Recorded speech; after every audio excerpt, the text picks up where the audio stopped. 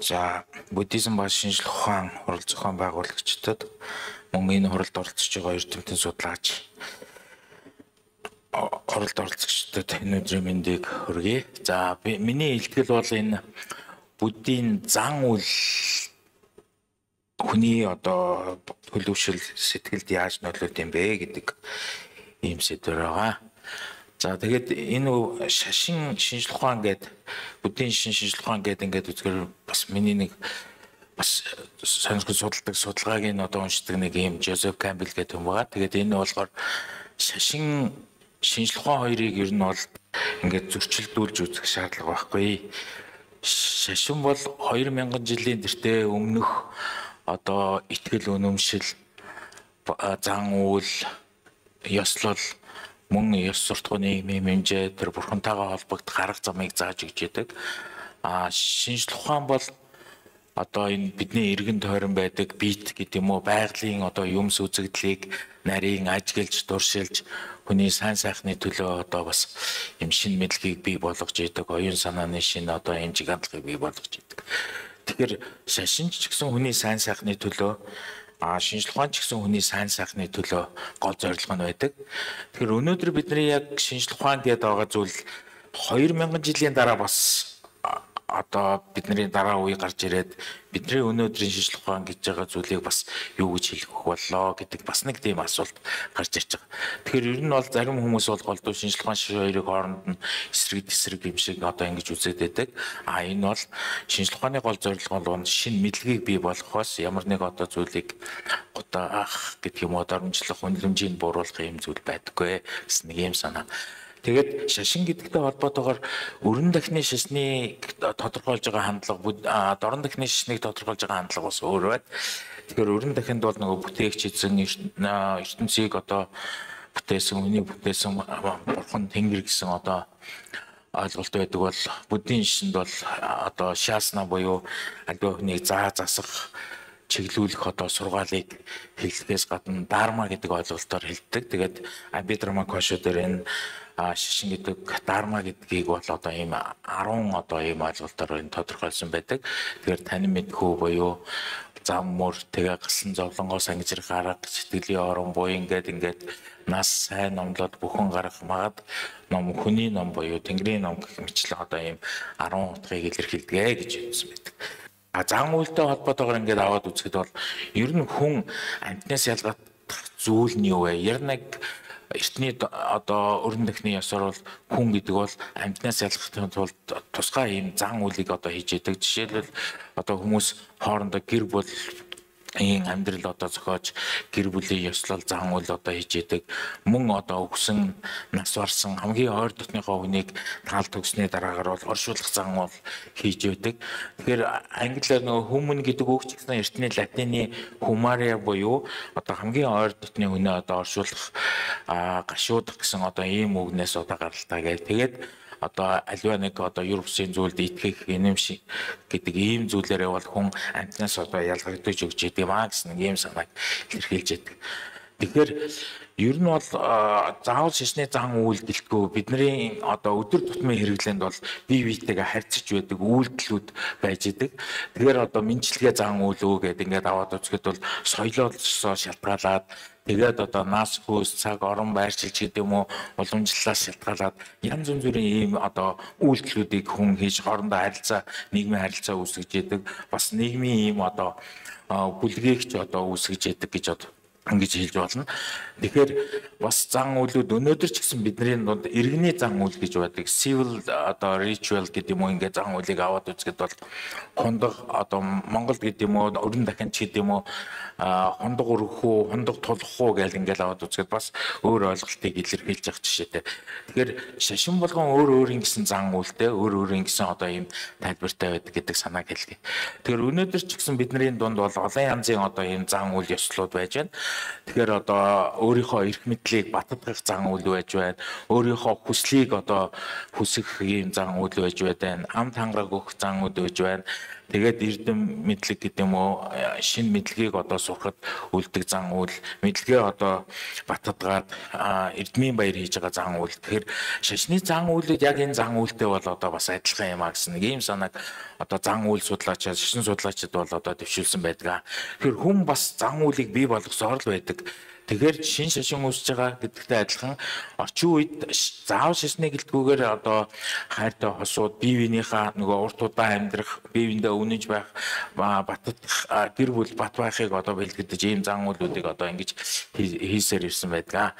Тэгэхээр шашин бол одоо хүний нөгөө үйлдэл гэж байгаа, үг хэл гэж байгаа, ертөнцийг үзэх үзэл гэдэг ийм гурван зүйлд бол өчтэй нөлөөлдгөө гэд одоо энэ эрдэмтдээ үзсэн байгаа. Тэгээд тэр үйлдэл гэдэг дээр ёс суртахууны үйлдэл, тэгээд одоо зан үйл гэдэг юм уу ангид тутамдаа үйлж яадаг ийм зан үйл гэж одоо ингэж ангилж үзсэн байж байгаа. Тэгэхээр миний өнөөдрийн ярих гол сэдв бол энэ нөгөө өдөр тутамдаа үйлдэх зан үйлээ.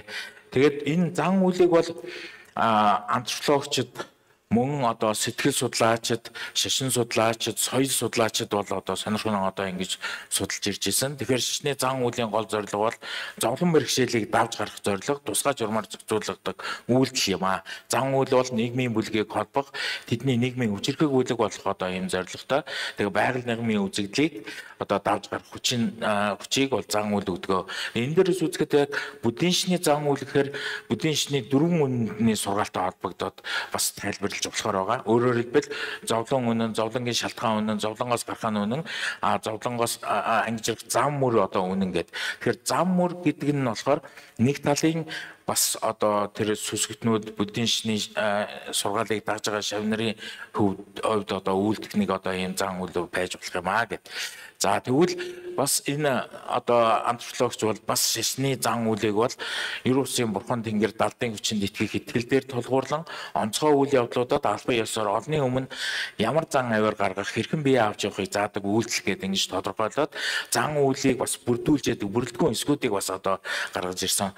Зан үйлийг бол бас заримдаа судлаачид бол энэ урлагийн жүжиг гэдэг юм уу драма дуур балеттай бас юм төстэй юм перформанс гэдэг. Орчин үед бол балет хүнийг гоо сайхны мэдрэмж, хүний боловсрол, төлөвшил, сэтгэлд нөлөөлдөгтэй адилхан уламжилт үедээ ч гэсэн шашны зан үйлүүд хүнд бас ингэж нөлөөлж исэн юм а гэдэг санааг бол илэрхийлсэн байж байгаа.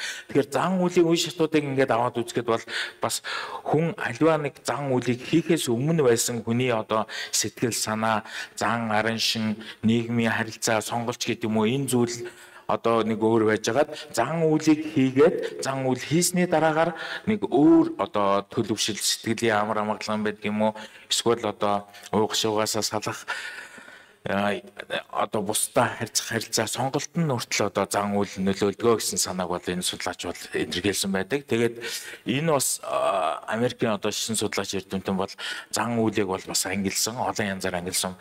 Манай Монголд өнөөдөр бүдүүн шний зан үйлийг ч гэсэн ийм олон янзаар бас ангилж болохоор байгаа. Тэгээд хүний амьдралын үе шатууд, амьдралын зовлон бэрхшээлтэй холбоотой зан үйл. Тэгээд өмнөх судлаач бас хүн зовлонгоос гарахад бол заавал нэг үйлдэл хийх ёстой. Тэр нь зан үйл байдгаа гэж үзэж байгаа бол энэ судлаач бас адилхан үзсэн байж байгаа. Тэгээд цаг тооллын болон эргэн дурсах зан үйл, солилдох, нэгдэх зан үйл гэдэг ингээд зан үйлийг бол одоо зорилго чиглэлээр нь одоо ингэж ангилсан байж байгаа.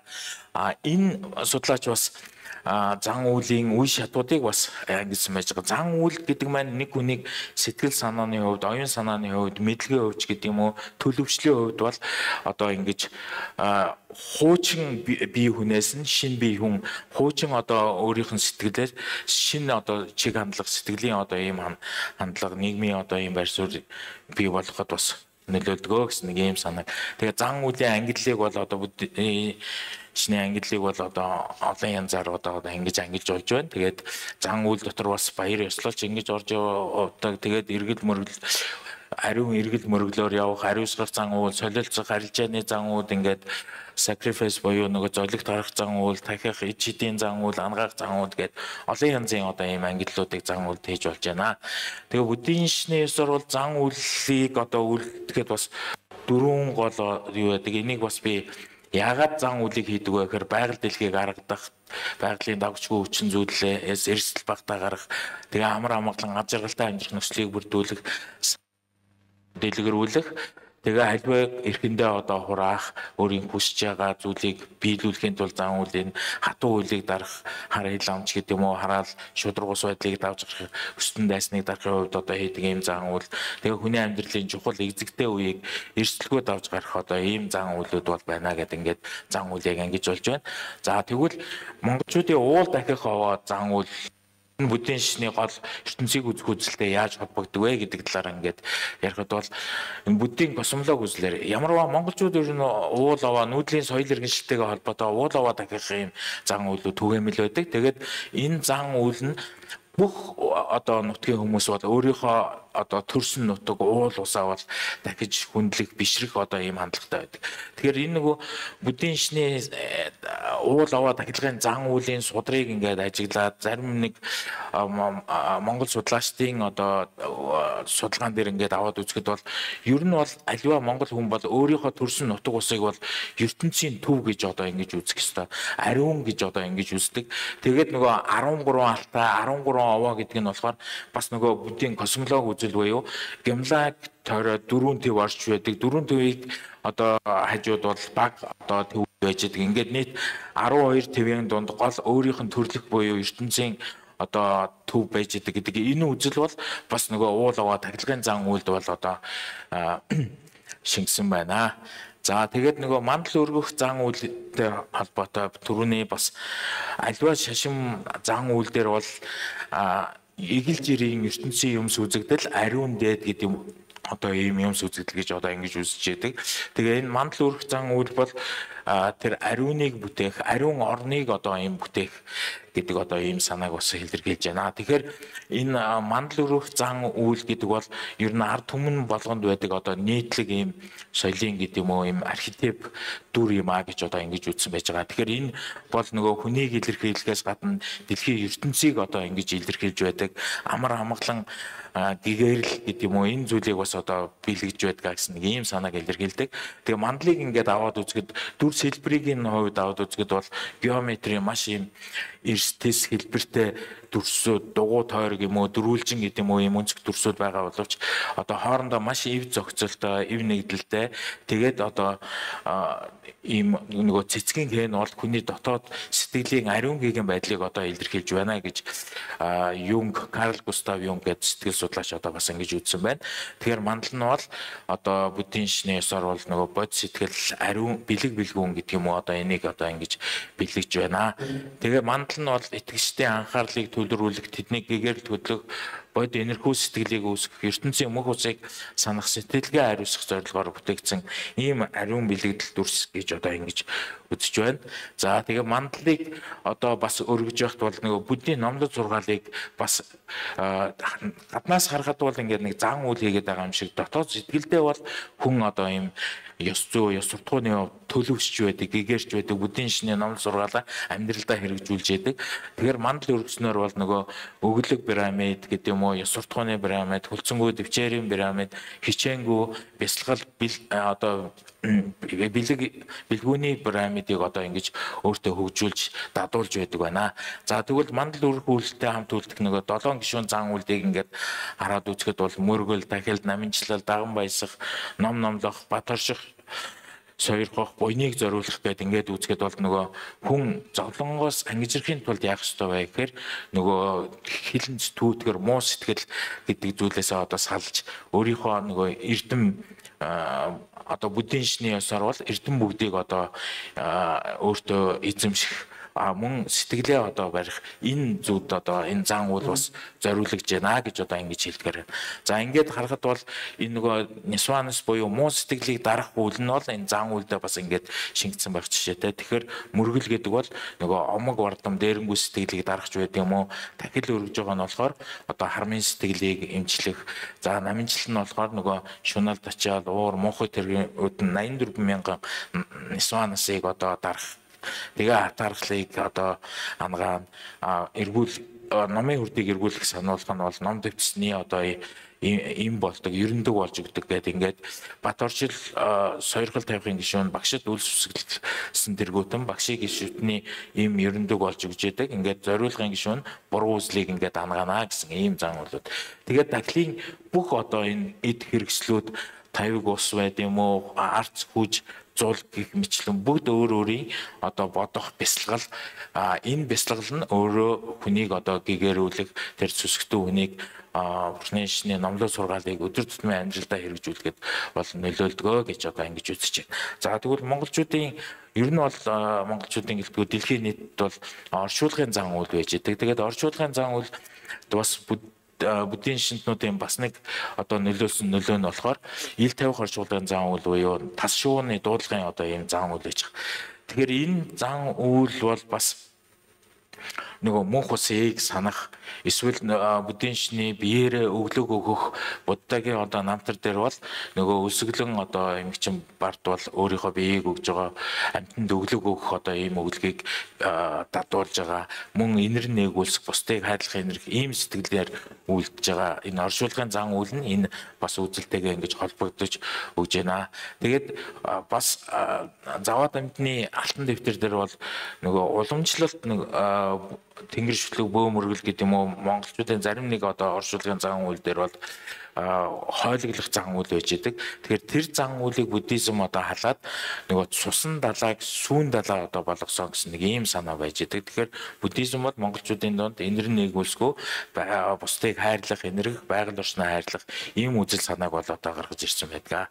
Тэгээ энэ дээр болохоор ер нь бол одоо бол энэ зан үйл нь ч гэсэн буддийн шний нөгөө мөнх усыг одоо санах аливаа зүйл хувирч өөрчлөгж байдаг хүлийг одоо санах гэдэг юм уу тэр нөгөө бас бясалгалын одоо ийм санаануудыг бол гаргаж дурдж өгсөн байт юм байна. Тэгэхээр өнөөдөр ч гэсэн зарим хөдөө орон нутагт бол энэ нөгөө ил тавих ёс зан үйл байж идэг. Тэгээд энийг яг одоо уламжил ёсоор энэ судрахын ёсоор одоо ингээд тас дуудаж хүний зохицыг одоо өгч байгаа нь болохоор нэг талаар бол амьтан хоолж байгаа нөгөө талаар байгаль орчиндөө ээлтэй ийм оршуулгын зан үйл одоо хийж байгаа гэсэн нэг ийм санааг бол ойлж болно. Тэгээд эцэст нь бол буддийн шний зан үйлийг зорилго чиглүүлэхээр нь бол олон янзаар бол одоо ангиж болж байна. Энэ нь бас хүмүүст нөлөөлөхдөө одоо харилцан адилгүй өөр өөрөөр одоо ингэж нөлөөлж байна.